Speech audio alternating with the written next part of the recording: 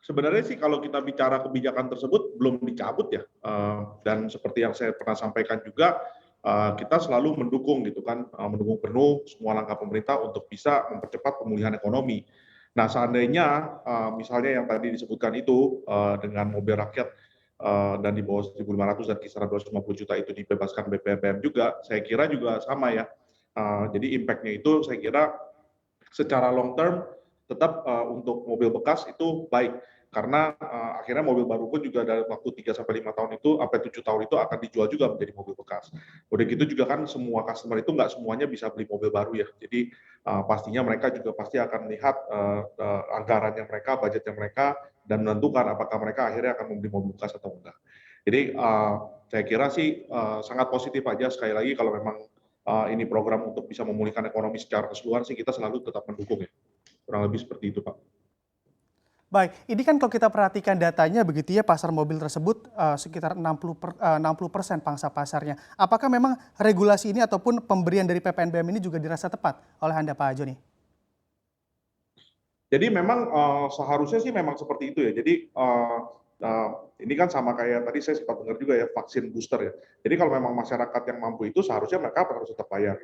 Nah kalau misalnya masyarakat yang memang lebih beraspirasi untuk bisa memiliki mobil harus bisa dibantu dan ini merupakan bagian dari pemulihan ekonomi secara keseluruhan. Jadi kalau saya bilang sih kalau dibilang tepat, menurut saya sih tepat ya.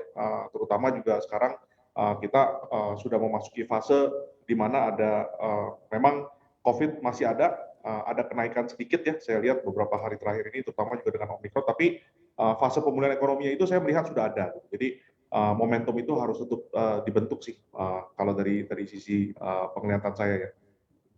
Baik, ini bicara jenis begitu ya, jenis mobil. Untuk jenis mobil sendiri yang paling laris sebenarnya ada di jenis apa sih, Pak Joni? Iya, jadi balik lagi sebenarnya sih nggak jauh beda ya. Kalau kita melihat dari data otobarometernya kita di OLX itu kebanyakan memang mobil-mobilnya ya SUV, minibus, sedan gitu ya. Dan warna-warnanya ya standar lah kayak misalnya hitam, putih, silver. Nah kalau dari model sepanjang tahun ya kurang lebih balik lagi is basically all that MPV, the minibus ya. Jadi kayak Toyota masih tetap dominasi sama merek-merek Jepang, Toyota Avanza, terus Daihatsu Xenia, terus Honda CR-V dan juga Honda Brio. Nah, jadi tapi saat ini juga kalau saya lihat sebenarnya mobil-mobil ada dua mobil yang mungkin jarang ada juga tapi mulai dicari juga yaitu Subaru BRZ sama Mazda CX-5 ya. Oke, baik. Pak Joni, kalau kita perhatikan sempat terpuruk begitu di 2020 awal corona, penjualan mobil bekas lalu mulai bangkit lagi di 2021. Nah ini 2022 akan seperti apa sih, Pak Joni? Jadi kalau saya lihat sebenarnya gini ya, ini kan sebenarnya kan kalau mobil bekas itu kan balik lagi dilihat dari penjualan mobil baru kurang lebih 5 tahun yang lalu. Jadi kalau kita lihat di tahun 2017 itu sebetulnya suplainya dari penjualan mobil barunya itu masih lumayan. Yang kedua, kita lihat juga tren di 2020 saya kira akan lebih bergairah dibandingkan tahun lalu. Kenapa? Karena kondisi mobil bekasnya itu benar-benar sudah mengarah yang ke positif. Tadi yang kita juga sampaikan bahwa enabler adanya vaksinasi secara massal juga sudah terjadi. Jadi potensinya sangat baik untuk bisa ke depan ada peningkatan daya beli dari masyarakat. Nah, jadi selain itu juga kalau saya lihat juga ekonomi sendiri sudah mulai bertumbuh ya. I think dari proyeksi dari GDP itu sekitar 3 sampai 5%. Terus data dari Gaikindo juga saya lihat di tahun 2022 juga lebih baik daripada tahun kemarin. Jadi ada di atas 750.000 unit.